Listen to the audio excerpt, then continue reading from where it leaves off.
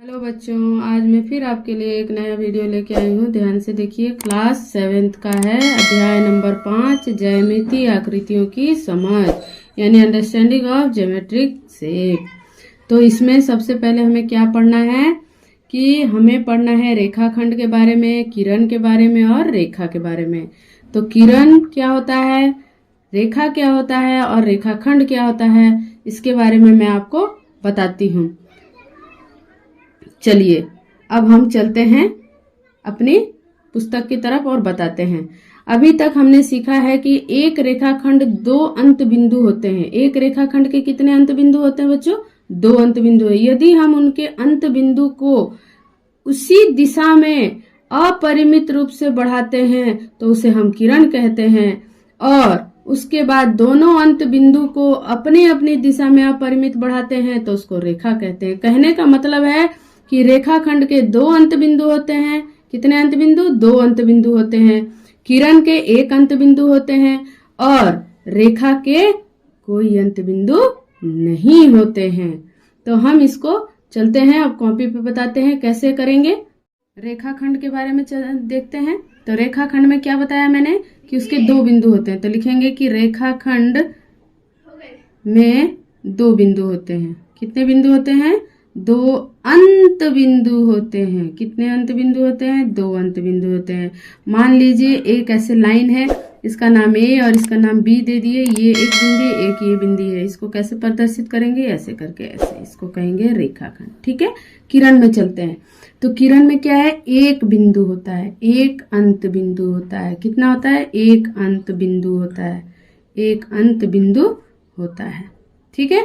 कितना अंत बिंदु होता है? एक अंत बिंदु होता है। मान लीजिए एक ऐसे है, तो एक अंत बिंदु यहाँ हो गया। इसको तीर से ऐसे दिखाएं। किरण, किरण तीर से दिखाते हैं। ठीक है। इसका नाम ए और इसका बी। तो ए बी लिखेंगे तो किधर से जा रहा है? इधर से इधर। तीर किसके ऊपर है? बी के ऊपर है। ठीक है। अब चलते हैं रेखा में। रेखा में कोई अंत बिंदु नहीं होता है। कोई अंत बिंदु नहीं होता है। कोई अंत बिंदु नहीं होता है। कोई अंत बिंदु नहीं होता है। ठीक है। तो कैसे लिखेंगे इसको? मान लीजिए ऐसे दे दिए, तो इधर भी एक तीर लगा दिए और इधर भी एक तीर लगा दिए। इसका नाम ए दे दिए, इसका नाम बी दे दिए। तो कैसे लिखेंगे? ए बी पर इस तरीके से इसको प्रदर्शित करेंगे। तो आप देख लिए कि रेखाखंड को हम ऐसे लिख सकते हैं, किरण को हम ऐसे लिख सकते हैं और रेखा को हम ऐसे लिख सकते हैं। चलिए अब हम चलते हैं कोण के बारे में चर्चा करते हैं। कोण के बारे में चर्चा करते हैं। जब 2 किरण, पहले तो ये समझना है कि कोण किसे कहते हैं। जब 2 किरणें एक बिंदु पर मिलती है या काटती हो तो उनके बीच में, यानी कि उनके बीच में जो झुकाव होता है उसे हम कोण कहते हैं। मान लीजिए एक ये किरण हो गई, ये किरण है, देखिए एक अंत बिंदु है, एक अंत बिंदु है यहाँ पे, एक किरण और एक ये किरण। तो 2 किरण जब एक दूसरे को एक बिंदु पे मिलती है, जब 2 किरणें एक दूसरे कहाँ मिलती है? एक बिंदु पे मिलती है, उनके बीच का जो झुकाव होता है उसे हम कोण कहते हैं। उसे हम क्या कहते हैं? कोण कहेंगे। क्या कहेंगे?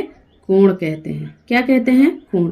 देखिए अब इसमें भी है, यही यहाँ पे कोण है, ये भी कोण है, पर इन जो ये कोण है इनका क्या नाम है? सब कोण अलग अलग है। देखिए ये इधर झुका हुआ है, ये सीधा है, ये इधर झुका हुआ है। इन सबका एक अपना नाम होता है। वो कितने डिग्री का बनता है, कौन सा एंगल, कोण क्या कहलाता है। चलिए हम उसको बताते हैं कॉपी पे करके। तो कोण के बारे में हमने चर्चा किया था। कोण किसे कहते हैं? पहले आप परिभाषा सीख लेंगे। कोण किसे कहते हैं? जब दो किरणें आपस में एक बिंदु पर जाकर मिले तो उनके बीच के झुकाव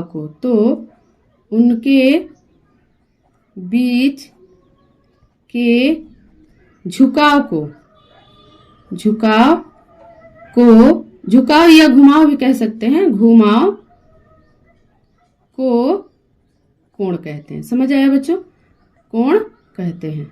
ठीक है। अब चलते हैं, देखते हैं। जैसे मान लीजिए एक किरण ये हो गई और एक किरण ये हो गई।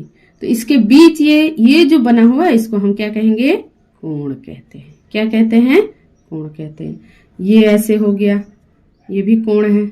ये देखिए यहाँ पे, यहाँ देखिए इससे ऐसे बन गया, ये भी एक कोण है।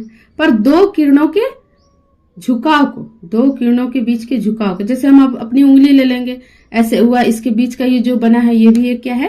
कोण है। ठीक है।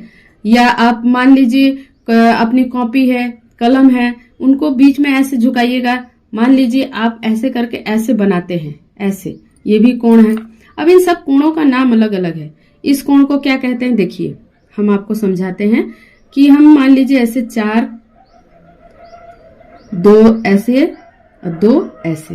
दो ऐसे का मतलब क्या हुआ? ये एक ही आप मान रहे हैं लेकिन ये दो है। देखिए इसे बीच में इसको डिवाइड कर रहा है, यानी प्रतिच्छेद कर रहा है ये लाइन।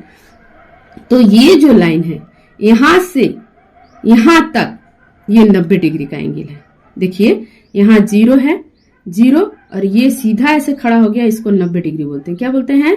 90 डिग्री बोलते हैं। ध्यान से समझिएगा मैं जो बोल रही हूं। तो 0 से 90 डिग्री ये कहलाता है राइट एंगल, यानी कि समकोण।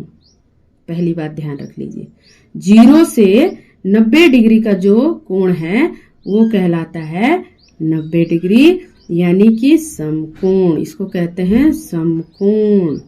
कौन सा एंगल कहते हैं भाई? समकोण।